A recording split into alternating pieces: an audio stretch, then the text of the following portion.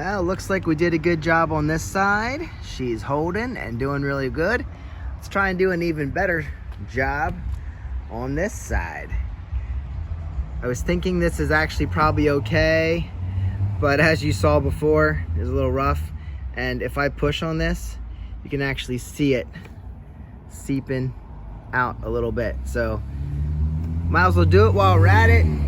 Going to open it up, suck out the fluid, and start repairing this on the clutch side of the 84 V65 Honda Sabre. Again, it's the same process. Hopefully it's a little bit easier this time. DO4 fluid when we're done. Now I'm pretty sure I've done this before on this bike because it did quit working on me at one point. Not really due to its own fault, but I wrecked it and I think I cooked the fluid, so I think we're really gonna find it pretty clean in here, I hope. Looks like we have some moisture on top, but you know, it's sitting outside and that's not great for it. Okay, well, looks kind of dirty in there. Really does. The fluid doesn't look too bad, but it does look a bit dirty. So I'm gonna suck this out and clean this up just like the other side. But the good news is, just with the brakes, the brake fluid is pretty clean down through the whole system. So I'm assuming it's pretty clean once you get past this. So I'm gonna suck this out with my syringe and put it in my bottle. Hopefully that's all we have to do. We really only have to, like I said, I'm gonna clean this out while I'm at it. But we really only have to get it down past the window over there. It's funny how there's dirt up in there now. Well, it's not funny. I don't know how it gets so dirty in there. It's kind of gross. Kind of gross. You can see it's dirt because when I get to the, I take it out, it's dirt. That's all there is to it. I don't know why. Why is it so dirty in there? I guess it just happens. Again, sitting outside, it's really not the best for a bike, especially not being covered. But you're gonna get moisture in there anyway.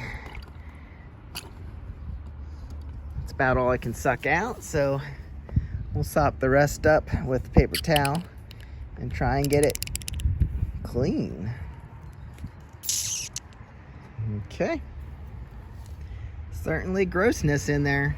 Not sure why, but spray it with some brake cleaner and protect your paint, protect your stuff. This should be easier to push out this time since I know that whole window comes out. Okay, all cleaned up. Again, there's a little bit of staining down there, but it's not a concern of mine. We're gonna push this out from inside here. Push out the whole thing. Might need a little bit of tappy tap. Yep, I'll tap it out with a hammer from right there. Still ended up coming out in multiple pieces, but we're in here to where we started before. Now I'm gonna have to fish that out. But here's what came out just by hitting it from behind. This one wasn't in as bad a shape, but there you go. There's those two parts. Now to grab the rest. All right, all I did was wedge my screwdriver in there around where the seal would be, so I'm behind this. And that came out, so there's the rest of it. Now we'll get out my seal. There's that. Whoops. So clean this up, put the new seal in, pop the new window in, and we're done. Okay, got her all cleaned up. Got my seal O-ring. Those all your bikes? Yep. Are you selling any of them? Some of them. Which one? I don't know. What are you looking for? I'm like a new rider, so nothing crazy. I just want something to ride around. What's your price range? 2, 3. All right. Got the new seal installed, and I got my 13mm deep socket here. Gonna line this up and pop it in, hopefully do better than the last time. It all comes with practice, right? I got her in, but whew, this one was not easier than the other side. This is not for the faint of heart. I feel like I got it lined up pretty good. Now what I end up doing is I end up using the hammer itself after a while, just to get this lower section in, because it never gets in perfectly, and then I have to just kind of tap it at the part that's out the most. See, I actually tried harder with this one than any, and I bent the outside rim, and this is the pressure part that keeps it in there. So this might not leak, and I might be able to get it in, but it doesn't look pretty. So maybe we'll try and use it on something else, or we'll throw it away. Nah, just kidding. I never throw anything away. So we'll save that.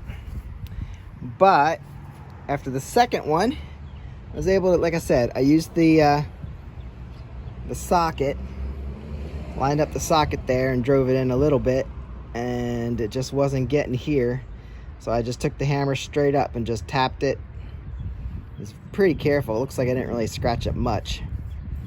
And now we're in. So that seal sits against the plastic housing, or the clear housing, and then this outer ring, it's like a light aluminum maybe, and then you're smacking that in against this heavier metal.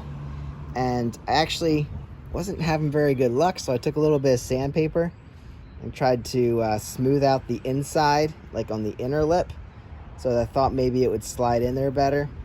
I don't know if there's a better way, but it seemed to help a little bit.